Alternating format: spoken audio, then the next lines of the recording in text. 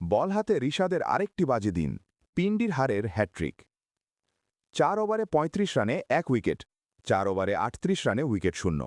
Pakistan super লিগে প্রথম ২ ম্যাচে খরচে বোলিং করা রিশাদ হোসেন আরও পিটুনি খেলেন তৃতীয় ম্যাচে।